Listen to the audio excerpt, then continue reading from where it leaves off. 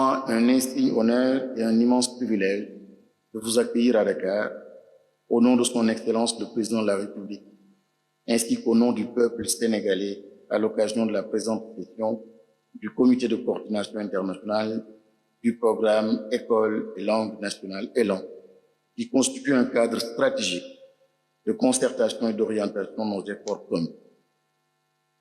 Je voudrais, à cet instant, exprimer la reconnaissance profonde du Sénégal à l'Organisation internationale de la francophonie et tout particulièrement à Madame l'administratrice Caroline Saint-Hilaire pour la confiance renouvelée placée en notre pays pour abriter cette importante rencontre. À toutes les délégations ici présentes, je souhaite la plus chaleureuse bienvenue au Sénégal, terre de dialogue, de diversité culturelle et de terrain. Mesdames et messieurs, la rencontre qui nous réunit aujourd'hui s'inscrit dans un moment charnière de l'histoire de nos systèmes éducatifs.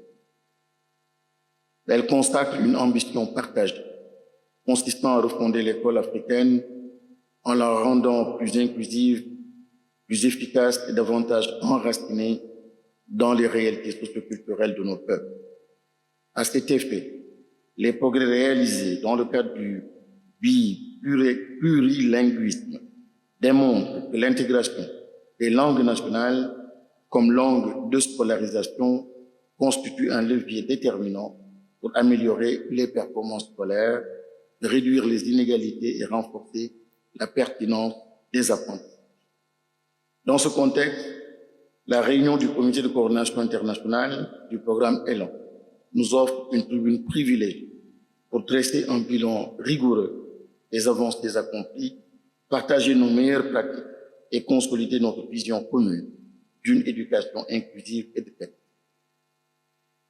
Pour sa part, le Sénégal, fort de l'accompagnement de partenaires de premier plan, au rang desquels figure naturellement l'Institut de la francophonie pour l'éducation et la formation, IPEF, s'est inscrit dans une vision transformationnelle clairement assumée, matérialisée par le modèle harmonisé d'enseignement bilingue au Sénégal, le MOEP, qui engage un processus systématique d'utilisation des langues nationales comme langue de scolarisation dans le système forme d'éducation. Ce modèle incarne une réforme structurante et irréversible, fondée sur la conviction que la langue est à la fois un outil pédagogique, un vecteur identitaire et un levier de souveraineté éducative. Et vous le rappeliez tout à l'heure, Madame la MC, effectivement, la dernière fois, j'essayais d'aller au-delà des langues. Au-delà des langues, parce qu'il ne faut pas que le sujet des langues nous enferme dans les langues. Les langues constituent des moyens. Et d'ailleurs, en écoutant tout à l'heure Madame l'administratrice, qui parlait donc en son nom, elle disait bien apprendre avec les langues nationales. Et je voulais compléter la phrase en disant, pour me permettre avec humilité, en disant apprendre avec les langues nationales quoi? Et le quoi nous semble être essentiel et fondamental. Peut-être que les travaux permettront de mettre un focus particulier sur le quoi. Sinon, ça devient du politiquement correct, très beau, il faut en parler, il faut parler des langues nationales. C'est une tendance, c'est le momentum est bon, mais on n'est pas dans une quête d'impact. Et je reviens aussi sur une belle citation que ma sœur a reprise tout à l'heure en parlant de Nelson Mandela, c'est que j'ai bien retenu, lorsqu'on parle à l'autre dans une langue qu'on comprend, on touche à son esprit, mais lorsqu'on lui parle dans sa langue maternelle, on touche à son cœur.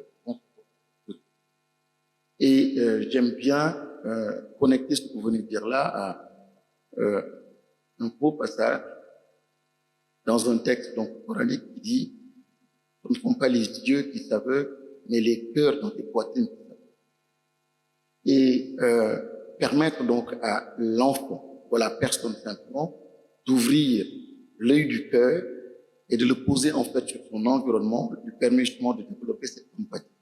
Ce que j'appelle donc connectivité humaine pour provoquer un peu ceux qui sont complètement connectés au digital.